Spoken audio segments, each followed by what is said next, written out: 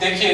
علم بہت بڑا میدان ہے، پوری کائنات اور پھر انسانی ساری کی ساری دنیا۔ مشرق و مغرب کی بات ہم کر چکے کہ علم کی قید نہ زمانے کے ساتھ ہے، نہ افراد اور قوموں کے ساتھ، نہ مشرق اور مغرب کے ساتھ۔ اسی وجہ سے رسول اللہ صلی اللہ علیہ وسلم مدینہ میں جب تشریف لے گئے تو جناب ابن زید ابن ثابت جو تھے جنہوں نے قرآن مجید کو جمع کیا تھا، ان کے حافظے کو دیکھا اور زبان میں جو خوبصورتی تھی اس کو دیکھا تو اللہ کے رسول خوش ہوئے اور کہا کہ جاؤ اور سریانی زبان سیکھو، کیونکہ یہود کے بارے میں مجھے خدشہ ہے کہ کہیں ایسا نہ ہو کہ وہ میری باتوں کو غلط انداز میں اپنے لوگوں کے درمیان میں بتانا شروع کر دیں۔ اور جناب زید فرماتے ہیں کہ میں نے صرف 17 دنوں میں سریانی زبان سیکھ لی، اور یہود کی جو زبان تھی جو مدینہ میں اور جو علمی زبان تھی اس موقع پر باقاعدہ اس کو سیکھا، اور اسی بنیاد پر دوسری قوموں کی زبانوں کو سیکھنا اس کو علم کے آگے بڑھنے کا ذریعہ بتایا جاتا ہے۔ موجودہ ترقی یافتہ ممالک یورپ کے ہوں یا غیر یورپ کے، اس میں یہ بات اب شرط بن چکی ہے کہ کوئی بھی شخص اعلیٰ تحقیق نہیں کر سکتا جب تک اسے ایک سے زیادہ زبان نہیں آتی۔ آپ کسی بھی بڑی سے بڑی یونیورسٹی میں وہاں داخلہ لیں گے تو آپ کو ابتدا میں لازماً اس بات کی پابندی لگا دی جائے گی کہ آپ ایک سے زیادہ زبانیں، اور جو انٹرنیشنل زبانیں عالمی درجے کی زبانیں ہیں ان میں سے ایک سے زیادہ زبانیں آپ کو آتی ہوں، تو تب آپ ہائر ایجوکیشن میں یا تحقیق کسی میدان میں کوئی مقالہ لکھ سکتے ہیں یا آپ کا نام وہاں پر رجسٹر ہوگا۔ اللہ کے رسول صلی اللہ علیہ وسلم اسی بات پر باقاعدہ بالکل ابتدائی زمانے میں عمل کر دیا تھا۔ اسیران بدر کی رہائی سب جانتے ہیں، 10 مسلمانوں کو لکھنا پڑھنا سکھا دیں، بات سمجھنے کی ہے، غور کرنے کی ہے۔ وہ جو سکھایا تھا انہوں نے، یقیناً وہ کفار تھے، مشرکین تھے، انہوں نے دین اسلام تو نہیں سکھایا تھا۔ یقیناً کسی نے ادب سکھایا ہوگا، کسی نے حساب سکھایا ہوگا، کسی نے تاریخ اور حساب سکھائے ہوں گے، لیکن علم ہے، علم کو سیکھنا۔ اللہ کے رسول کا یہ فرمان کتنی مرتبہ ہم نے پڑھا، کتنی مرتبہ ہم نے دیکھا، الحکمۃ ضالۃ المؤمن یاخذها ممن سمعها۔ یہ تو گم گشتہ متاع ہے، جہاں سے مل جائے کہو کہ جناب یہ میرا مال ہے، مجھے واپس کر دو، اور اپنا مال لینے میں کوئی حرج نہیں ہونا چاہیے۔ یاخذها ممن سمعها۔ ایک بات اور بہت اہم، وہ یہ ہے کہ ہر شخص دیکھتا ہے، پڑھتا ہے اور اس پر غور کرتا ہے، لیکن نقطہ نظر، زاویہ نظر معنی کو کہاں سے کہاں لے جاتا ہے، نئی نئی چیزیں اس کے سامنے آتی ہیں۔ بیمار کو دیکھتے ہم بھی ملتے ہیں اور کہتے ہیں کہ اللہ تعالیٰ تمہیں شفا دے، غم کا اظہار کرتے ہیں، افسوس کا اظہار کرتے ہیں۔ رسول اللہ صلی اللہ علیہ وسلم کا نقطہ نظر ہمیشہ اس کے بالکل برعکس ہوا کرتا تھا۔ فرماتے تھے کہ لا بأس، کوئی حرج نہیں، طہور انشاءاللہ، یہ پاکیزگی ہے انشاءاللہ، وہ جو خطائیں تم سے ہو گئیں یہ اس کے لیے کفارہ بن چکا ہے، اور یہ کفارہ بنے گا۔ کفارہ اور پاکیزگی کی طرف اشارہ کرنا۔ اہل تقوی جو ہے وہ ہر اعتبار سے کسی بھی کام سے بصیرت حاصل کرتے ہیں، اسی کو فراست کہا جاتا ہے۔ مصیبت کو کبھی آزمائش، کبھی گناہوں کا کفارہ، کبھی درجات کی بلندی، اور کبھی اپنی خطاؤں کا جائزہ لینے کا ذریعہ اہل تقوی سمجھتے رہے۔ اہل علم کو بھی یہی سوچنا چاہیے کہ ناکام ہو گیا ہوں تو اس ناکامی میں کہیں میری کوئی خطا تو شامل نہیں ہے۔ وہ خطا اس میدان میں بھی ہو سکتی ہے اور اس میدان کے علاوہ کسی اور میدان میں بھی ہو سکتی ہے۔ یہاں میں نقطہ بطور خاص کہنا چاہتا ہوں، آپ ایک ریسرچ کرنا چاہ رہے ہیں اور کوئی کام پائے تکمیل تک پہنچانا چاہ رہے ہیں، آپ نے اپنے طور پر پوری محنت کی، لیکن کوئی کردار میں ایسی خامی ہے جس کی وجہ سے کامیابی نہیں ہو رہی۔ اس کردار کا تعلق براہ راست اس کام سے اگرچہ نہیں ہے، لیکن اس کا اثر اس کام پر بھی پڑتا ہے، اس لیے کہ انسان ایک مجموعہ ہے، انسان مختلف خانوں میں بٹا ہوا ایسا جز نہیں ہے کہ جس کو الگ الگ حیثیتوں میں دیکھا جائے، بلکہ اس کے ہر عمل کا اثر اس کی پوری زندگی اور اس کے پورے جسم اور اس کے پورے رویے پر ہوتا ہے۔ میں اگر بددیانتی کرتے ہوئے غلط مال کما لیتا ہوں تو میرے غلط مال کمانے کا اثر میری ترقی میں بھی ہو سکتا ہے، اور میرے علم میں بھی ہو سکتا ہے، میرے حافظے میں بھی ہو سکتا ہے، اور میری اولاد میں بھی ہو سکتا ہے۔ اس لیے ہمیشہ کسی بھی نقصان کو دیکھتے ہوئے اپنے معاملات کا جائزہ لینا یہ بھی ایک بہت بڑا ذریعہ سمجھا گیا ہے۔ جلال الدین رومی، ان کے پاس ایک آدمی آتے ہیں اور کہتے ہیں کہ جناب بہت دشمن بڑھ گئے ہیں، آپ دعا کیجئے دشمنوں سے میں بچ سکوں، اور بتائیے کہ میں کیا کروں، کوئی تجویز بھی کریں۔ وہ کہتے ہیں کہ اللہ تعالیٰ کا شکر ادا کرو کہ اس نے تمہیں دشمن عطا کیے ہیں، کیونکہ دشمن انسان کو باہمت بنا دیتا ہے۔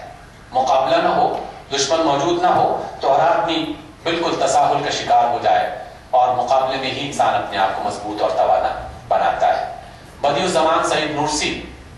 بہت عظیم الشان اللہ کے نیک بندے تھے۔ زلزلہ آیا، لوگوں نے پوچھا یہ کیا ہوا کہ زلزلہ آیا ہے، جو امیر تھے آدمی ان کے محلات بچ گئے، غریبوں کی جھونپڑیاں ٹوٹ گئیں، غریبوں کے مکانات تباہ ہو گئے، یہ کون سا عدل ہے؟ وہ فرماتے ہیں کہ دیکھو جو بڑے مجرم ہیں اللہ رب العزت نے ان کے لیے حساب کتاب کا بڑا دن رکھا ہوا ہے، بڑی عدالت میں ان کا فیصلہ کیا جائے گا، اور جو جنہوں نے چھوٹی موٹی غلطیاں کی تھیں اللہ تعالیٰ ان کو یہی دنیا میں حساب کتاب پا کر کے اس دنیا سے پاکیزہ بنا کے لے جاتا ہے۔ دوسرا یہ ہے کہ زلزلہ آیا ہے، اب اس زلزلے کے بعد دوبارہ لوگ سوچیں گے کہ یہ مکان جو میں نے کچا بنا لیا تھا اس کو پکا کیسے کیا جائے، اس میں جو کمزوری رہ گئی تھی اس کو پختہ کیسے بنایا جائے، اس میں سے اس کمزوری کو دور کیا جائے۔ بہت ساری پہلو، روشن پہلو اس میں سے نکالے جا سکتے ہیں۔ خطرے سے آگاہی، نقصان کا ادراک، فائدے کا شوق، یہ بے شمار چیزیں ہیں جو ہمیں ہر کام میں دکھائی دے سکتی ہیں، اس لیے ہمیں اس بات پر ضرور غور کرنا چاہیے۔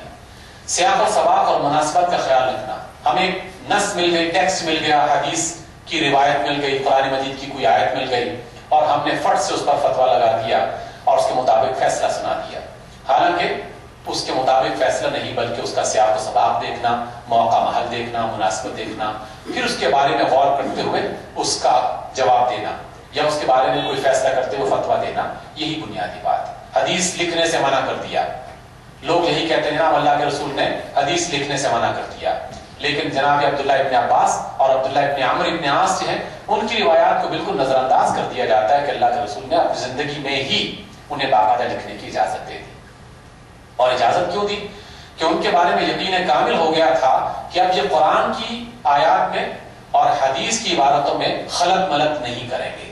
حالانکہ دونوں عربی کی زبان میں ہیں اور دونوں ایک ہی زبان سے نکل رہی ہیں، قرآن کی آیات بھی اللہ کے رسول کی زبان سے نکل رہی ہیں اور حدیث کے الفاظ بھی اللہ کے رسول کی زبان سے نکل رہے ہیں، لیکن ان دونوں کا علم اس معیار کا ہو چکا تھا کہ رسول اللہ صلی اللہ علیہ وسلم نے ان پر اعتبار کرتے ہوئے، اعتماد کرتے ہوئے لکھنے کی اجازت دے دی۔ عورتوں کو قبروں سے جانے سے منع کیا ہے، آج تک بھی لوگ یہی فتویٰ دے رہے ہیں کہ جناب عورتیں قبروں پہ نہ جائیں،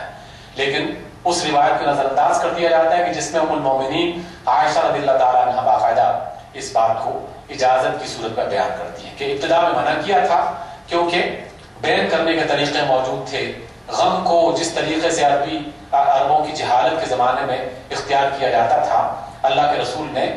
یہ بہتر سمجھا کہ فوری طور پر اس کو روکنے کا ایک انداز یہ ہے کہ عورتوں کو قبرستان پہ نہ جانے دیا جائے، کیونکہ اس میں یہ معمول تھا کہ عورتیں اپنے دوپٹے پھینک دیتی اور بال کھول کر بیان کرتے ہوئی باقاعدہ گلیوں محلوں میں گھومتی، اور کچھ طبل بجانے والے ان کے آس پاس جو ہیں وہ طبل بجاتے، دف بجاتے اور لوگ جو ہیں اس پر مرثیہ خوانی کچھ کرتے۔ اس بات کو روکنے کے لیے ابتدا میں اللہ کے رسول صلی اللہ علیہ وسلم نے اس سے منع فرمایا، لیکن جب مسلم معاشرہ نسبتاً بہتر ہو گیا، آداب اسلامی لوگوں نے سیکھ لیے، تو باقاعدہ اس بات کی اجازت دے دی۔ جناب عمر تک یہ جملہ پہنچا اور وہ بیان کر رہے تھے کہ جناب عورت اور کتا اس میں نحوست ہے۔ ام المومنین عائشہ رضی اللہ تعالیٰ